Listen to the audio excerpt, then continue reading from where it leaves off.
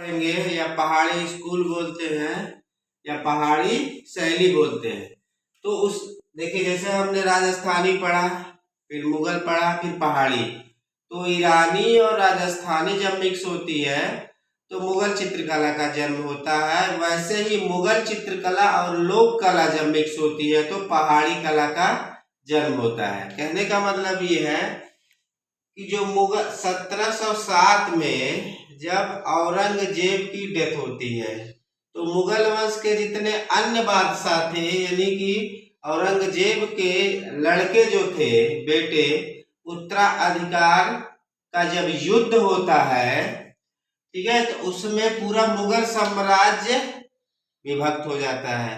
तो औरंगजेब ने क्या किया था, कलाकारों को संरक्षण देना बंद किया।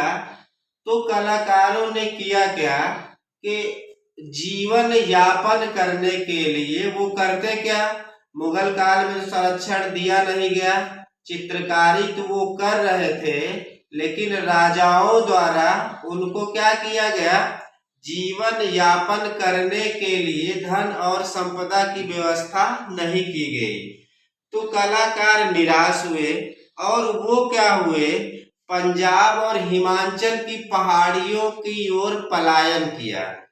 तो जब मुगल कलाकार मुगल दरबार छोड़ के जब पंजाब और हिमाचल की पहाड़ियों में गए तो जो उनके हाथ में जो कला थी वो कला कौन थी, मुगल चित्रकला।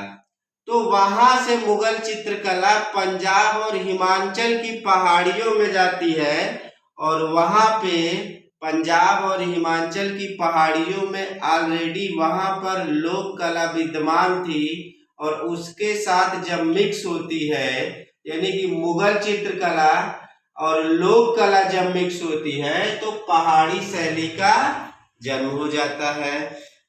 अब ये याद रखिएगा कि मुगल चित्रकला जब जाएगी पंजाब और हिमाचल की पहाड़ियों में तो मुगल चित्रकला पर यूरोपीय प्रभाव था, यानी कि मुगल चित्रकला की विशेषता और यूरोपीय कला की विशेषता एक साथ ट्रांसफर होगी पंजाब और हिमाचल की लोक कला के साथ। वो अलग से नहीं जाएगा, वो एक साथ। हमने ये भी कहा है कि कला कभी बदलती या समाप्त नहीं होती है, बस वह स्थान और लोक कला के साथ मिक्स होकर एक नई कला को जन्म दे देती है। ठीक है, तो इसको अलग मत समझिएगा। मुगल चित्रकला के साथ यूरोपीय कला इंक्लूड रहेगा, वहां लोक कला भी जब मिक्स होगा। तो पहाड़ी शैली का जो टाइम है वो 1700 से 19वीं सदी या 1700 से 19वीं शताब्दी, कहने का मतलब टोटल 200 वर्ष, 200 वर्ष तक पहाड़ी शैली चलती है। ठीक है, तो पहाड़ी शैली किसके किसके मिश्रण से हुई, तो मुगल और लोक कला के मिश्रण से पहाड़ी शैली का जन्म हुआ। और पहाड़ी शैली का जन्म हुआ कहाँ, पंजाब और हिमाचल की पहाड़ियों में। पहाड़ी शैली की जो खोज मैटकॉफ ने किया था, लेकिन उसको प्रकाश में लाने वाले व्यक्ति आनंद कुमार स्वामी थे, जिसमें उन्होंने 1916 में उन्होंने जो राजपूत पेंटिंग पुस्तक लिखी थी, उसी में राजस्थानी और पहाड़ी दोनों का उन्होंने विवरण दिया था। और पहाड़ी शैली के जो चित्रों की जो पहली प्रदर्शनी आयोजित की गई थी वो इलाहाबाद में आयोजित की गई थी। तो आनंद कुमार स्वामी ने पहाड़ी चित्रों को दो भागों में बांटा है। एक उत्तरी, यानी कि जो उत्तर में था, उत्तर में कौन था, कांगड़ा, ठीक है ना। तो पहले भाग में उत्तरी चित्रकला या कांगड़ा चित्रकला, दूसरा दक्षिण। उस जो है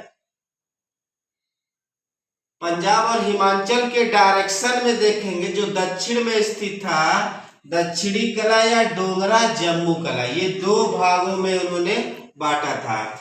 एक और व्यक्ति थे, कहने का मतलब डॉक्टर R.A. अग्रवाल, ये भी कला इतिहासकार है। इन्होंने क्या किया, पहाड़ी चित्रों को 4 वर्गों में बांटा। ठीक है, तो पहले वर्ग में कश्मीर को रखा, दूसरे में जम्मू शैली और बसहली शैली को रखा, तीसरे में कांगड़ा शैली, गुलेर शैली, चंबा शैली, मंडी शैली, कुल्लू शैली को रखा, और चौथे वर्ग में गढ़वाल और बिलासपुर, गढ़वाल और बिलासपुर की चित्रकला को इन्होंने क्या किया था, रखा था। आगे हम लोग देखेंगे तो हुआ क्या, तो पहाड़ी शैली पे ढेर सारा कला इतिहासकारों ने क्या किया था, अध्ययन किया था। अध्ययन करके उन्होंने क्या किया, ढेर सारी पुस्तकों की रचना हुई।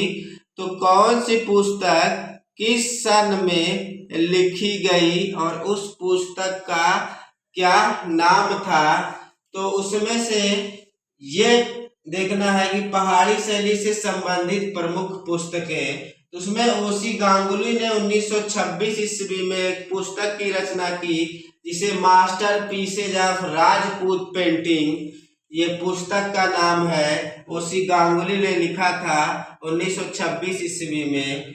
दूसरा व्यक्ति है जेसी फ्रेंच। जेसी फ्रेंच ने 1931 में लिखा था, हिमालयन आर्ट पुस्तक लिखी थी। उन्होंने हिमालय पर्वत की यात्रा की थी 1930 में और हिमालयन आर्ट पुस्तक लिखी 1931 में। फिर आएंगे WG आर्चर। इन्होंने Indian painting in Punjab hills पुस्तक लिखी 1952 में और कांगड़ा पेंटिंग नामक पुस्तक लिखी 1952 में। फिर आएंगे डॉक्टर MS रंधावा। इन्होंने कांगड़ा वैली पेंटिंग लिखी 1954 में और बसौली पेंटिंग पुस्तक लिखी 1958 में। फिर आएंगे कार्ल खांडेवाला। कार्ल खांडेवाला ने 1958 में एक पुस्तक की रचना की थी जिसका नाम था दी पहाड़ी मिनिएचर पेंटिंग। तो याद रखिएगा, हिमालयन आर्ट पुस्तक इंपॉर्टेंट है। कांगड़ा पेंटिंग बुक किसने लिखी थी, कांगड़ा वैली पेंटिंग किसने लिखी थी, बसोहली पेंटिंग बुक किसने लिखी थी, पहाड़ी मिनिएचर पेंटिंग किसने बुक लिखी थी और किस सन में लिखी थी, ये जरूर याद करिएगा। यहाँ से एक प्रश्न आपका बनता है।